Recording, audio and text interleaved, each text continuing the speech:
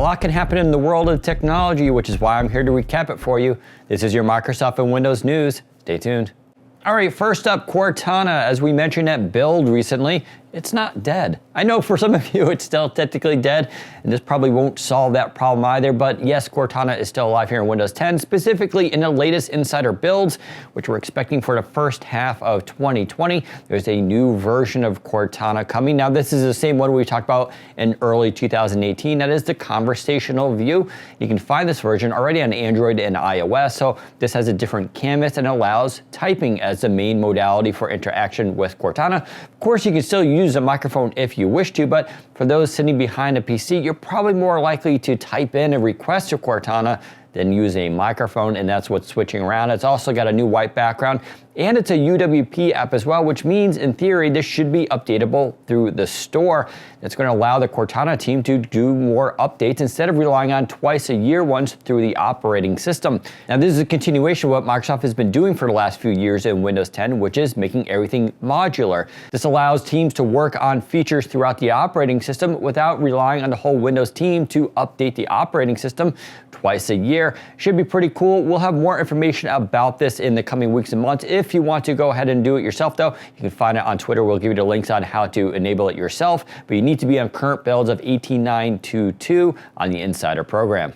Next up is Huawei. Have you heard about them in the news recently? If you haven't, well, they've been in some trouble with the United States government. I don't want to touch that topic, but if you did buy one of their laptops, which are some of the best Windows laptops on the market, including the MacBook X Pro, well, don't worry, your product will still be serviced through Microsoft. That is, you will get security and OS updates, just like any other laptop. And that may sound a little strange, but it is not illegal actually for US companies to sell Huawei products. There's a lot of misconception out there about that. In fact, the Microsoft Store is still selling the MacBook X Pro, at least the older version. We still haven't seen that new one, which I have, but apparently you guys don't.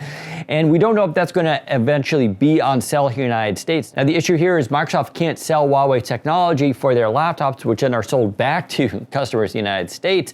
But if you already have a Huawei MacBook X Pro or one of their other laptops, well, you should be okay going forward. Next up, OneDrive news. So if you don't use OneDrive, well, what's wrong with you? It's part of Windows 10 and it comes with Office 365, so you should be using it as your cloud storage service. Of course, I guess you can now use Apple Cloud on Windows 10 too, so there's that. But the big news around OneDrive is now you can go beyond 1 terabyte. So if you subscribe to Office 365, you get a terabyte of storage, but you can now go up in 200 megabyte increments by paying them $2 a month extra for that. You can go up to 1 terabyte, which will be $10. Now, that's not a ton of money, but it is a little bit more than that 1 terabyte, so there's probably not gonna be a lot of people using this, but if you do need that 2 terabyte option, well, it is now available.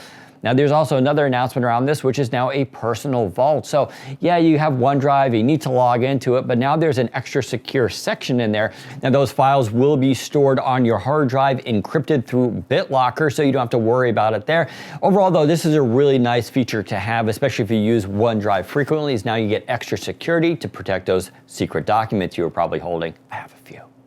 We've been talking about foldable devices for some time now, and it's starting to heat up. In fact, one of those devices is called Centaurus. It's the bigger version of Andromeda, and now more details are coming out, this time from Forbes, which is a little strange. We usually get it from The Verge or ourselves here at Windows Central, but now they are reporting that they are too hearing of a device coming out possibly later this fall, or at least it'll be announced maybe this fall. It will feature 2 9-inch displays. So these are going to be 2 displays, not a foldable one, but they will fold together.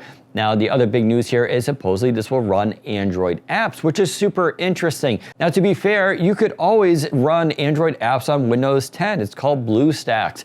In fact, that's actually what we're hearing. Zach Bowden, our senior reporter at Windows Central, is hearing that they may be doing a deal with BlueStacks. Now, it doesn't mean they're just going to ship BlueStacks with Windows Core OS and call it a day.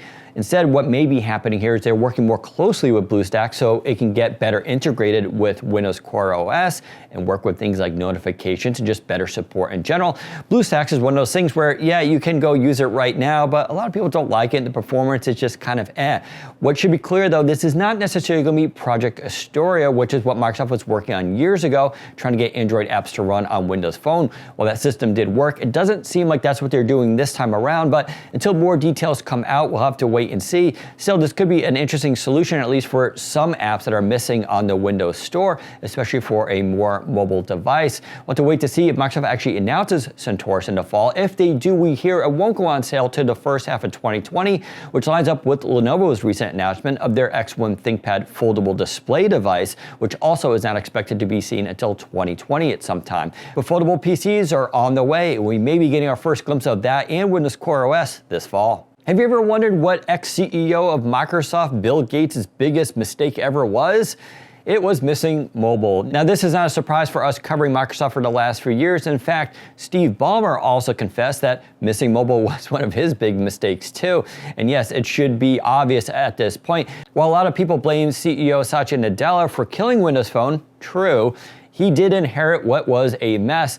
And let's be honest here, Bill Gates and Steve Ballmer never really took mobile that seriously. Yes, they had Windows Phone teams and they had Windows Mobile going back to 2002, but it was their market to lose, and boy, did they lose it. Now, they did have other issues to contend with, including Windows Vista, which, if you don't remember, was a dumpster fire, only to be outdone by Windows 8, which also was a dumpster fire.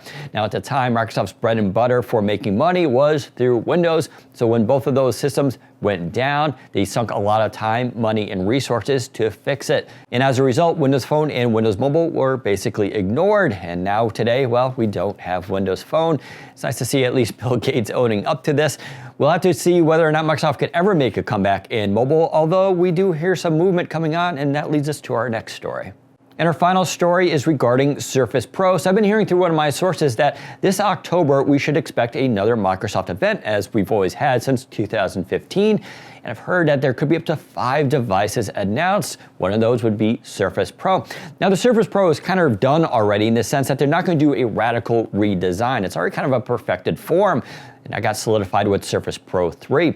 However, we are hearing that they may actually have a Snapdragon 8cx processor involved here. Now, that may not be the only option. In other words, you can still get a Core i5 or Core i7 presumably, but there will be evidently an option for Windows 10 on ARM in this device, which would be super cool and something I really want. After all, the 8cx, from what we've seen so far, does benchmark favorably compared to a Core i5. You just get benefits like instant on, low heat, no fan, and LTE built in. And I really want to have that, plus all that really good battery life. Now, to put this into some context, this will be a really big deal for both Qualcomm and Microsoft. This will be a surefire sign that Microsoft is committed to Windows 10 on ARM. And while they are, so far they haven't actually released any devices.